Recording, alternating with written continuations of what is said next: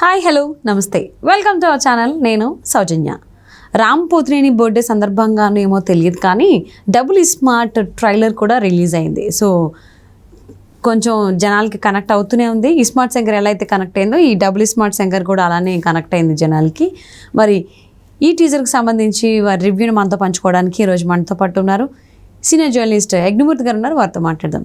నమస్తే అండి. నమస్తే సౌజన్య.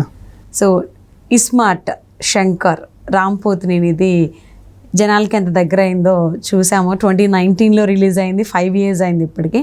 సో మళ్ళీ ఇప్పుడు డబుల్ స్మార్ట్ శంకర్తో రామ్ పోతినేని వస్తున్నాడు. సో తన బర్త్డే సందర్భంగా టీజర్ కూడా రిలీజ్ చేశారు. సో దాని రివ్యూ ఏంటి? సంజయ్ దత్ కనిపించాడు.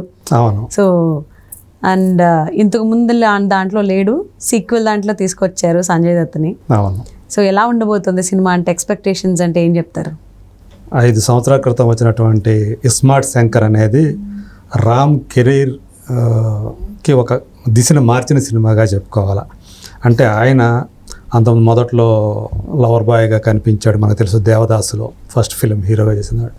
తర్వాత రెడీ లాంటి సినిమాల్లో, అలాగే మరికొన్ని సినిమాల్లో సో మంచి ఎంటర్టైన్మెంట్ కూడా పంచాడు తను. సో అట్లా ఒక రొమాంటిక్ ఎంటర్టైనర్ చేశాడు, యాక్షన్ ఎంటర్టైనర్స్ చేశాడు. కానీ ఈ స్మార్ట్ శంకర్ అనేది కంప్లీట్గా పూర్తి మాస్ అవతార్లో. సో ఎలా ఉంటుంది, ఒక ఫుల్ యాక్షన్ రోల్లో, అది కూడా బాగా మాసీగా ఉండే రోల్లో, ఒక తెలంగాణ యాసలో మాట్లాడుతూ ఈ స్మార్ట్ శంకర్ అనేది, మామూలుగా మనకి స్మార్ట్ అంటాం కానీ యాస వచ్చేటప్పటికి స్మార్ట్ అంటాం. సో అట్లా ఒక స్మార్ట్ శంకర్ అనేది అవును, ఊళ్ళల్లో ఎక్కువగా వాడేవాళ్ళు. స్కూల్కి వెళ్ళావా, ఈ స్కూల్కి వెళ్ళావా, అవును, ఈ స్కూల్ అన్నట్టు ఈ స్మార్ట్ అనమాట. అవును. సో అట్లా అది ఆ సినిమాతోటి తను నిజంగా నా క్యారెక్టర్ నిలిచిపోయింది రామ్ కెరీర్లో. ఈ స్మార్ట్ శంకర్ అనేది అది వరకు ఆయన ఎన్ని క్యారెక్టర్లు చేసినా ఈ స్మార్ట్ శంకర్ అనేది సపరేట్ అన్నట్టుగా, ఒక స్పెషల్ అన్నట్టుగా నిలిచిపోయింది ఆయన కెరీర్లో. సో ఇప్పుడు 5 ఏళ్ల తర్వాత దానికి, అంటే అప్పుడే దానికి సీక్వెల్ వస్తుందని చెప్పేసి ఆ రోజుల్లోనే ప్రకటించారు. సో ఇప్పటికి 5 ఏళ్ల తర్వాత ఇప్పుడు మన ముందుకు తీసుకురావడానికి అన్ని సర్వ ప్రయత్నాలు చేస్తున్నారు. ఇప్పుడు మనకు ముందుగా శాంపిల్గా ఒక టీజర్ రిలీజ్ చేశారు ఈరోజు, రామ్ బర్త్డే కాబట్టి. మనకు తెలుసు దీనికి ప్రీవియస్ ఫిలిం పూరి జగన్నాథ్ ఒక చేదు అనుభవం, లైగర్ తోటి విజయ్ దేవరకొండ హీరోగా చేసినటువంటి చాలా భారీ స్థాయిలో పాన్ ఇండియా లెవెల్లో, అది కూడా మాజీ హెవీ వెయిట్ బాక్సింగ్ ఛాంపియన్ అయినటువంటి మైక్ టైసన్ విలన్గా చేసిన ఆ సినిమా అందరి అంచనాలను తలకిందులు చేస్తూ డిజాస్టర్ అయింది. దాంతో ఆయన చిక్కుల్లో పడ్డారు, మనకు ఆర్థికంగా కూడా చిక్కుల్లో పడ్డారు. ఆ సినిమాతో లాస్ అయినటువంటి బయ్యర్స్ రోడ్లెక్కారు.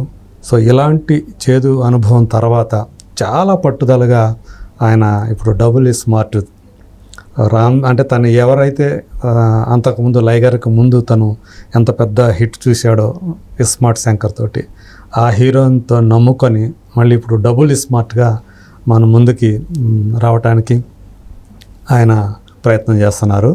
సో ఇప్పుడు అంటే పూరిక తన ఓన్ బ్యానరే, పూరిక నట్స్. సో ఆయన చార్మి అందులో పార్ట్నర్స్ మనకు తెలుసు. ఈ సినిమాకి వచ్చేటప్పటికి టీజర్లో మనం చూస్తే సో సంజయ్ దత్ కనిపించారు. అవును.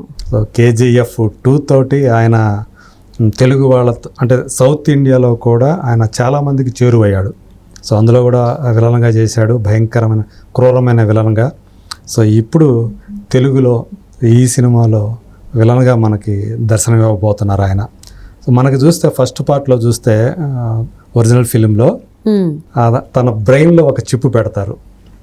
సో దాని తర్వాత అతను అంటే ఆ గతాన్నంతా మర్చిపోయి ఎక్కడ ఉన్నాను ఏంటి అనేది ఒక కొత్త మనిషిగా ప్రవర్తిస్తాడనమాట. సో ఇప్పుడు ఇది చూస్తే ఆ చిప్పు మీదే, ఆ చిప్పుతోటే కథ కూడా నడిచేటట్టు కనిపిస్తూ ఉంది.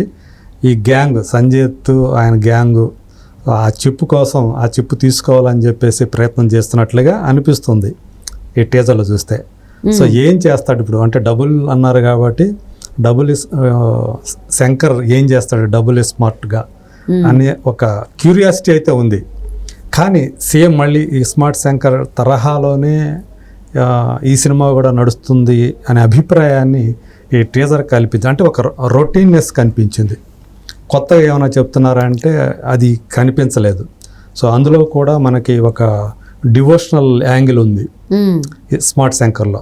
సేమ్ డివోషనల్ యాంగిల్ ఇందులో శివలింగం మనకు కనిపిస్తుంది. అవును. అదే తరహాలోనే ఇక్కడ కూడా ఒక భారీ ఎపిసోడ్ శివునికి సంబంధించి శివలింగం సంబంధించి ఉన్నట్టుగా మనకు కనిపిస్తుంది. సో అక్కడ మనకి ఇద్దరు హీరోయిన్లు ఉన్నారు ఆ సినిమాలో, నిధి అగర్వాల్, నభా నటీష్. సో ఆ ఇద్దరు ఆ సినిమాతోటే వెలుగులోకి వచ్చారు. ఇద్దరు కూడా గ్లామరస్గా మెప్పించారు ఆ సినిమాలో. సో ఈ సినిమా వచ్చేటప్పటికి కావ్య ధాపర్. సో ఈ మధ్య ఇటీవలే మనం చూసాం ఈగల్ సినిమాలో కూడా హీరోయిన్గా రవితేజ్ పక్కన చేశారు ఆమె. కాకపోతే ఆమెకి సంబంధించి ఎక్కువగా కనిపించడం మనకు టీజర్లో. సో తను రామ్, సంజయ్ దత్కి సంబంధించి వాళ్ళిద్దరి చుట్టూనే ఆ టీజర్ నడిచిందని చెప్పుకోవాలి. అలాగే పూరి జగన్నాథ్కి సంబంధించి ఆయన సినిమాల్లో అలీ ఒక స్పెషల్ రోల్ ఉంటుంది. సో మళ్ళీ ఈ సినిమాలో ఒక అలీ స్పెషల్ రోల్గా చేసినట్టు కనిపిస్తుంది, ఒక కామెడీ ఎంటర్టైనర్ రోలు. బట్ కాకపోతే అది కథల్లో కాకుండా సపరేట్గా ట్రాక్ లాగా తీశారు అనే అభిప్రాయం అయితే కలిగింది. సో ఇందులో అతను ఒక మొత్తం టాప్ టు బాటం ఒకే ఇది వేసుకొని కాస్ట్యూమ్ వేసుకొని, అవునవును, అది పురకాస్త మన గోనె సంచి అంటాం కదా, ఆ మెటీరియల్ అనుకుంటా. అవును, అంటే అతను ఏమన్నా బెగ్గరగా కనిపిస్తాడా ఏంటి, అది కూడా చాలా నాటుగా కనిపిస్తాడు, చాలా నాటుగా. అవును, దేశముద్ర సినిమాలకు స్వామీజీలా కనిపించారు. అవును. సో అంతకుముందు చరణ్ సినిమాలో అయితే ఫస్ట్ చిరుత సినిమాలో, సో అందులో ఒక డిఫరెంట్ క్యారెక్టర్, ఇలా చెప్పుకుంటూ చాలా ఉన్నాయి. అమ్ముకునే క్యారెక్టర్. అవును, అది ఇడియట్ సినిమాలో అట్లా కొన్ని ఆ క్యారెక్టర్లు అలీ కోసం తను సపరేట్ ఒక ట్రాక్ పెట్టేసి చేయటం ఈ సినిమాలో కూడా అలాంటిదే కనిపిస్తుంది. ఇక గెటప్ శ్రీను, ఇంకా మరికొంతమంది యాక్టర్స్ ఈ సినిమాలో, సాయాజీ షిండే, సో ఇలాంటి వాళ్ళు ఈ సినిమాలో ఉన్నారు. బట్ ఏదేమైనా సరే రామ్ అండ్ సంజయ్ దత్ వీళ్ళిద్దరి మధ్య సంజయ్ దత్ ఉంటే ఆయనకి తగ్గట్టుగా ఒక భారీతనం ఉంటుంది సంజయ్ దత్. అంటే అతను తీసుకోవటంలో ఉద్దేశం కూడా అదే, ఒక పెద్ద విలన్గా, కరడగట్టని విలన్గా. అతను 5 లాంగ్వేజెస్లో రిలీజ్ చేస్తాను కాబట్టి అలా సెలెక్ట్ చేసుకున్నారా? అండ్ అట్లాగే అనుకుందాం అది. సో కాబట్టి అంటే అంచనాలు పెంచడం కోసం కూడా, ఎందుకంటే KGF 2 తోటి ఆయన బాగా ఆకట్టుకున్నారు కాబట్టి, సో అది క్యారీ చేయడం కోసం, జనాలను అట్రాక్ట్ చేయడం కోసం హిందీ ఆడియన్స్ని దృష్టిలో పెట్టుకొని. సో అంటే రామ్ ఈ మధ్యలో హిందీ డబ్బింగ్ తను యూట్యూబ్లో ఆయన తెలుగు సినిమాలని హిందీలో డబ్ చేసి యూట్యూబ్లో రిలీజ్ చేస్తే అవి చాలా, అంటే మిగతా పెద్ద టాప్ స్టార్స్ కంటే కూడా ఎక్కువగా వ్యూస్ ఆదరణ సంపాదించుకున్నాయి. సో కాబట్టి అతనికి అక్కడ హిందీ ఆడియన్స్ ఆదరణ కూడా ఉంది అతనికి. సో అక్కడ కూడా అతనికి ఫ్యాన్స్ ఉన్నారు. సో పైగా ఏంటంటే పూరి జగన్నాథ్, సో ఎంత అంటే లైగర్ ఫ్లాప్ అయినా కానీ తన పేరు తెలుసు సో నార్త్ ఇండియన్స్కి. అట్లా ఈ సినిమాతోటి అటు సౌత్ నార్త్ 2 బెల్ట్ను కూడా అట్రాక్ట్ చేసి డబ్బు సంపాదించుకోవాలనే ఒక ఇది కనిపిస్తూ ఉంది. అంటే ఇస్మార్ట్ శంకర్తో ఎలా అయితే పూరి ఆయన మార్క్ నిలబెట్టుకున్నాడో, లైగర్తో పోయింది అది పక్కన పెడితే, ఇప్పుడు డబుల్ స్మార్ట్ శంకర్తో ముందుకు వస్తున్నాడు పూరి జగన్నాథ్. మళ్ళీ ఆయన మార్క్ నిలబెట్టుకుంటాడు అని మీకు అనిపిస్తుందా టీజర్ చూసిన తర్వాత? ఇస్మార్ట్ శంకర్ లాగా ఉంటే ఉపయోగం ఉండదు, ఎందుకంటే డబుల్ ఇస్మార్ట్ అన్నారు కాబట్టి ఆ డబుల్ ఇంపాక్ట్ కలిగింది. అంటే డైలాగులు అయితే నిజంగానే చెప్పడానికి అయితే నాటుగానే అనిపిస్తున్నాయి ఉంది డైలాగులు.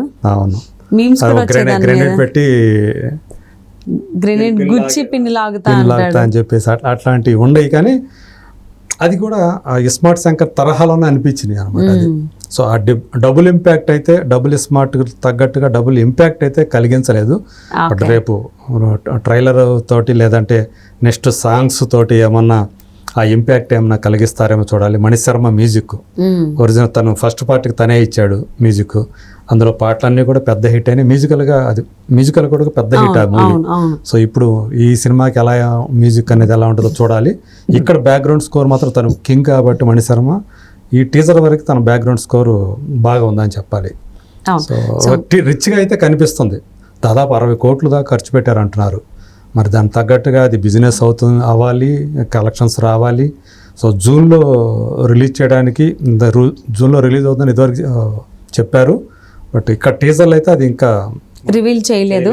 సో మరి చూద్దామండి ఇస్మార్ట్ శంకర్తో ఎలా అయితే పూరి జగన్నాథ్ ఆయన మార్క్ నిలబెట్టుకున్నారో, డబుల్ ఇస్మార్ట్ శంకర్తో మళ్ళీ ఆయన మార్క్ నిలబెట్టుకోవాలని ఆశిద్దామండి. Thank you so much Thank you. Yagnamurthy గారు.